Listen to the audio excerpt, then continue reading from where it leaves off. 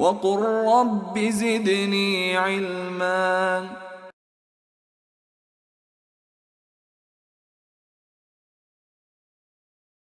Go back to the subject at hand. So you have an issue with dhimmi, you have an issue of, if you have no issue with having taxed... How many Christians have been killed in Iraq in the last 10 years? Okay, very good question. Give me an estimate. About 15,000. 15,000. Okay. Let's double that. Let's say 500,000, right? Okay. How many Christians were killed 500 years ago? Within those same lands? 600 years ago. During the time of Islam. And then 100 years later, another 100 years later, 100 later. Do you know the statistics? No. Hardly any. You know why? Because Islam didn't teach them to wipe them out. Because Saddam Hussein kept the peace. No, because Saddam Hussein, look, try to understand this point. If when Islam came into the scene and expanded into other territories where people were Christians or Jews, for example, and then Islam was ruling those lands, if the Jewish and the Christians, representing by yourself, your faith communities, they lived side by side for hundreds of years until very recently, with the advent of Saddam Hussein and Daesh and ISIS. What does it tell you? Saddam Hussein was taken out. My friend, please listen to Saddam Hussein was taken out. Excuse me. And he stopped keeping the peace. Would you try to understand my point? You said 500,000 people were killed. Listen. Because of your government's invasion of Iraq, that's what set it off. Right, because we took Saddam Hussein out, and he was not. He was a secularist. You removed the army. Secularist. And now that the Islamic regime has come in and put in a caliphate, ISIS hundreds of thousands of people are being killed. killed. George Bush for ISIS, shall I say? Why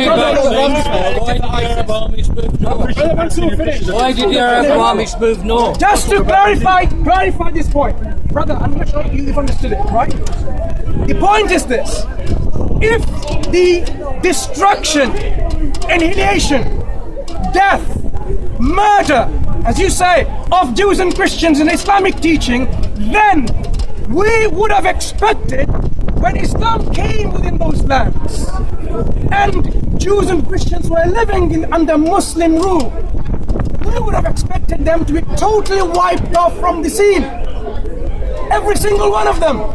But the fact that, as I mentioned earlier, like in Lebanon, in Egypt, or in Syria, you had religious structures like church standing next to a mosque, side by side on the same street. 40 people were killed. 40 people were killed in a church in Egypt. Just yesterday. Why? Why?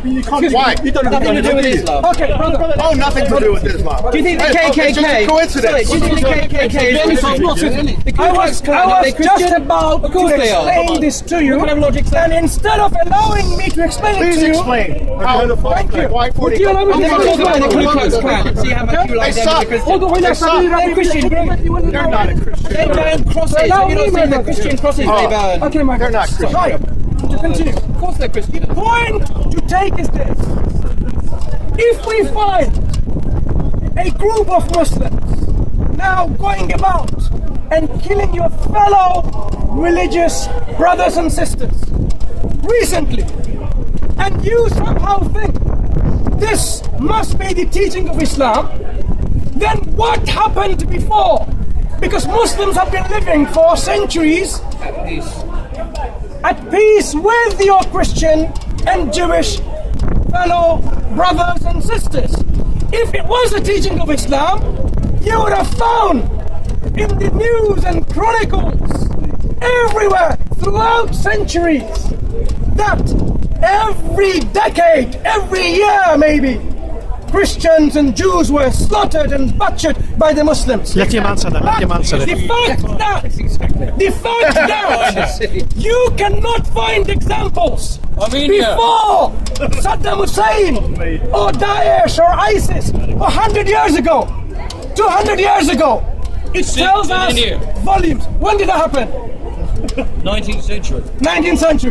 Let's go back the year. 19th century. My friend, I want to help you. Let's go back 100 years before that. Now tell me, every year backwards from then and all the way back to 700. Year 700. So how many years have you got? From 700 to 1800. Tell me, all these years, give me the location, the the geography, the communities. No, I'm sure you know about it already. Right, go and educate us that they were Muslim. They were killing and butchering the Jews and the Christians in those centuries. Go ahead. It's open to you, my friend, as well. Give us the dates, the locations. How about more recent? I know recent. How about in Africa? In Africa. Excuse me. Oh, my friend.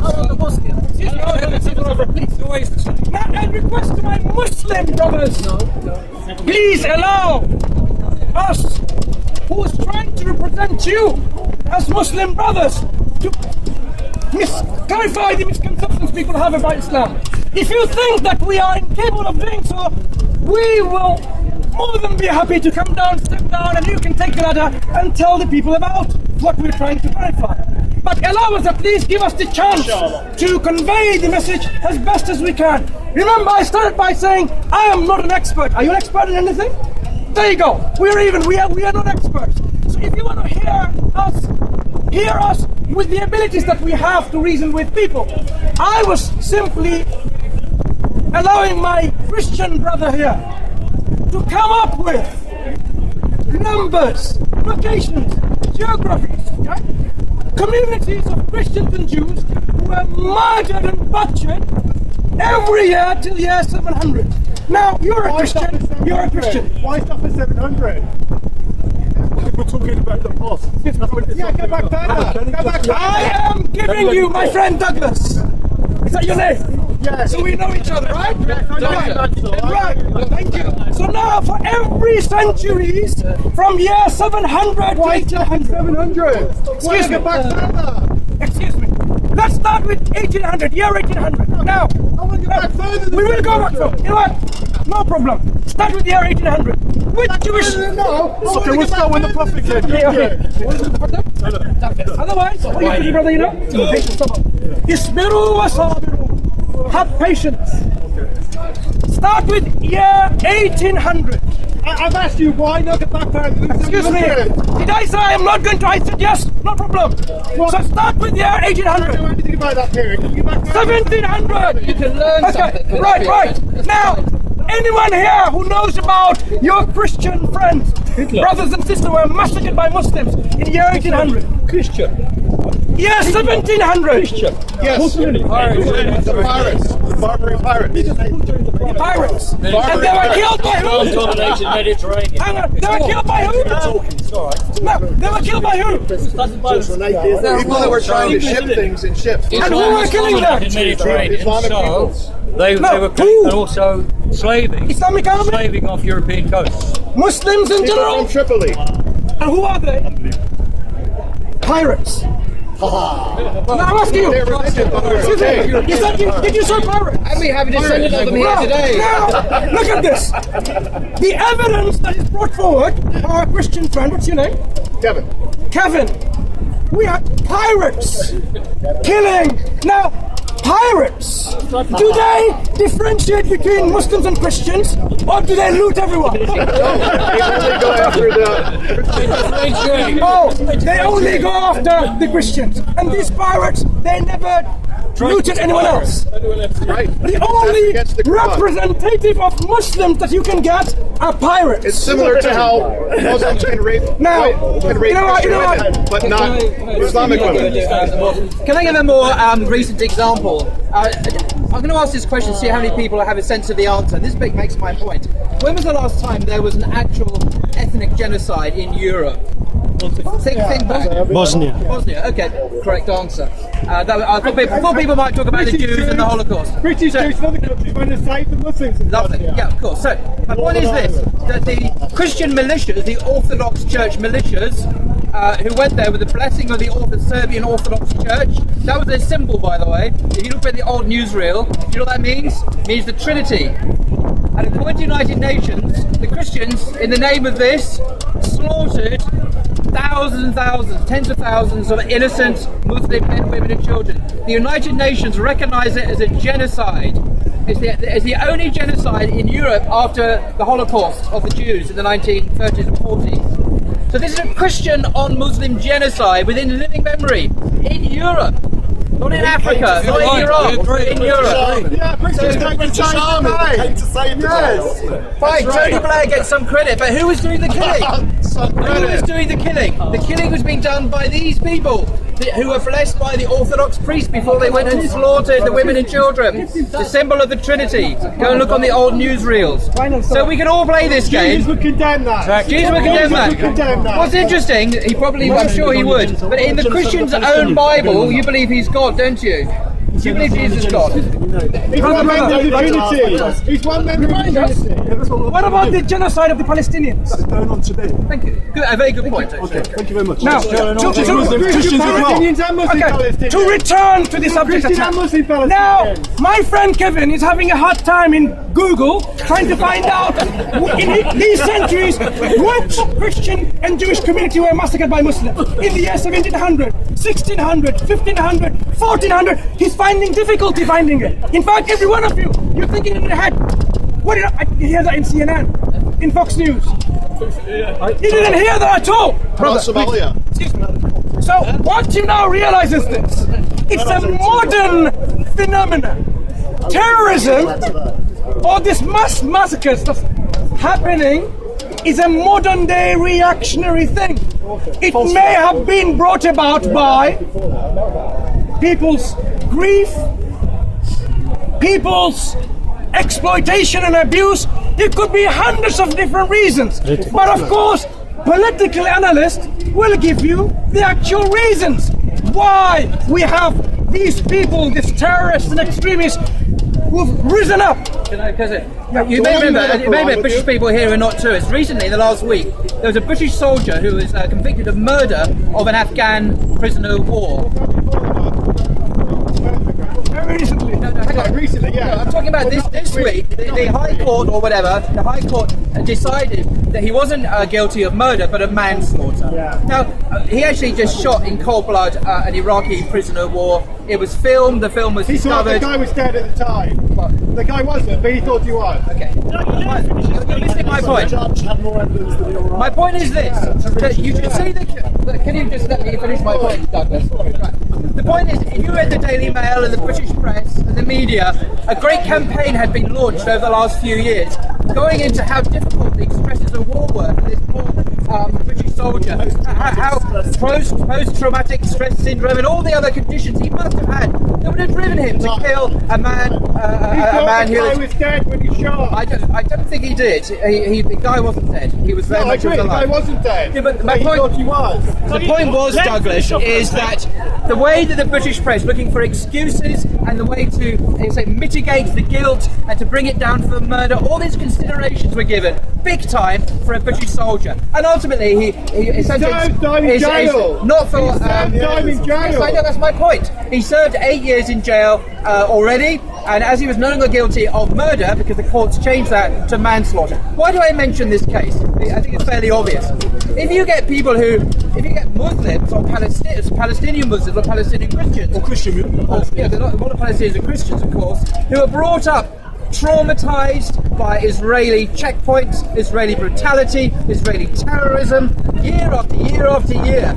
And if they, misguided and wrong as they are, decide to become suicide bombers or to blow themselves up in a Zionist high street, something. The wall stopped that. Then how much consideration does the West give that? Do they say, oh, well, he must have been really traumatized, and although we don't condone it, we quite understand that he did it. Never is such consideration given to Muslims when they commit wrong acts of violence. But when our own soldiers do it, we mount a massive campaign to try and mitigate and explain away and soften the evil he's done. So this, what we're talking here is, yes, but he has gone down to a manslaughter now. After that, I read the Daily Mail campaign, all these, we must consider his unfortunate state and how sorry he must have been in his war and all that. None of these considerations are given to Palestinians. None of these considerations are given to people who are tortured in Egyptian jails. And we're talking about one guy. And if you look at some of these Al-Qaeda people, if you look at their biographies, who are these?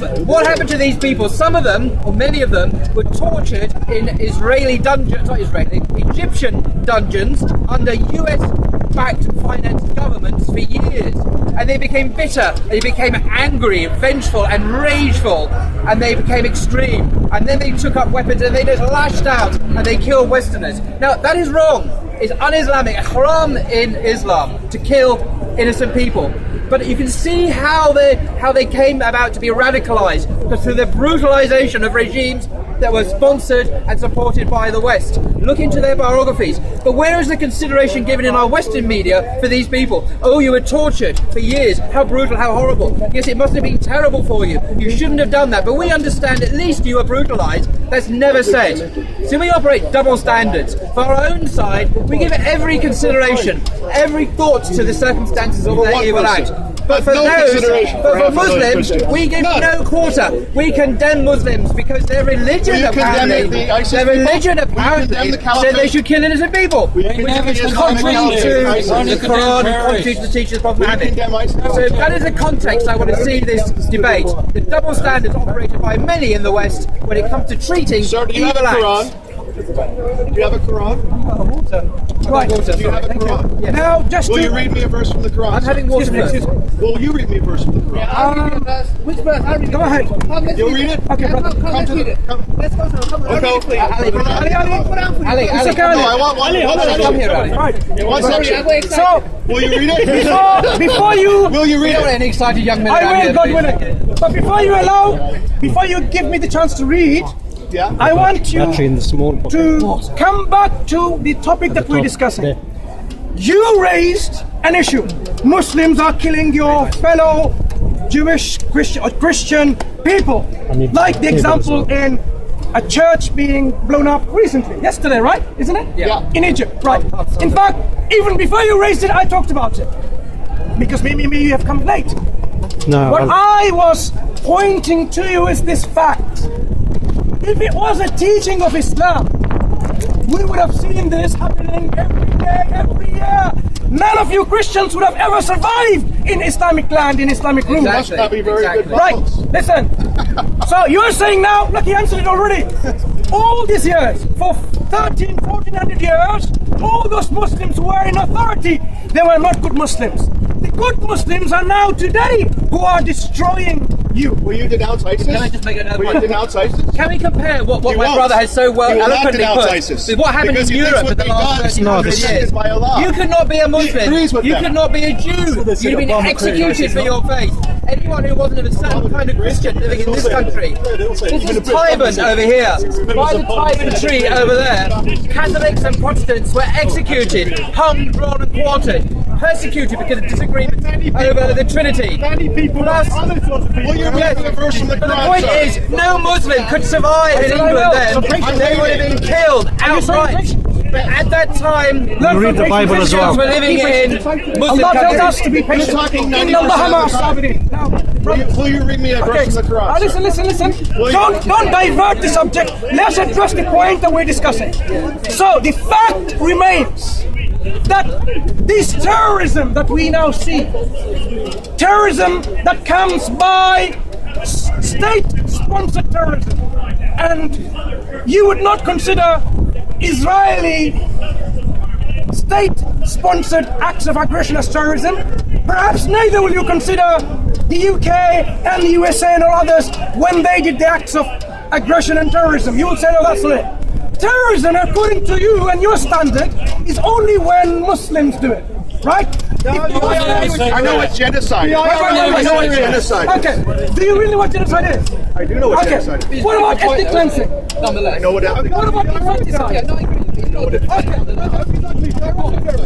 before I return to this, do you accept it's okay to commit the acts of genocide, infanticide, and ethnic cleansing? No, and it's been done in the past. Do you accept it? No. Would you consider if God commands that to happen? That's okay. It did happen in the Old Testament. I'm asking you again. If God commands people or you to go and kill children, babies, and ethnically cleanse them, the whole of this particular nation or tribe, kill them all. Not only them, the trees and the donkeys and the cows and the dogs as well. If God commands you or people, would you say it's okay? It happened one time. Excuse me. When God It happened one time. It's okay now. Would you say it is okay? one time. Excuse me. If God commands a group of people to do that, do you consider it acceptable? Okay. One time. It's When acceptable the one Jews time. entered the Levant, Okay. they were told to do So, that. my friend Kevin says it's. Excuse me. God told them. Okay, Hypocrisy. you're not helping me. You know what? You're not helping me. Thank you. The world changed. It doesn't make sense in space. This gentleman, Kevin, says, at one time, only in one time, if God commands infanticide, ethnic cleansing and genocide, he says it's okay. It's okay. Only it's okay, only if it's in his book. Is that right? It's okay for you. A lot. Wait, slowly. Is it only if it happens in your book, or it can be okay once if it happens in another Any book? kind of warfare, children get killed. Imagine now, that was in a different book. Imagine! Douglas! Now, The rules of a specific time. Don't get scared, brothers, come on. Let me clarify again. Bible for a specific time. Excuse me. Are you This is saying? the general rule for all Introduce time. yourself, Different from a specific time. Are You you? won't read it, I will. Kevin, Will you read it or shall I? Kevin, are you Chapter 9, saying? Will you verse read it or 5. shall I? I will read it, God willing. I'm not. God seems not to be very willing. So let's read something from a book. Quran 2, No. 191.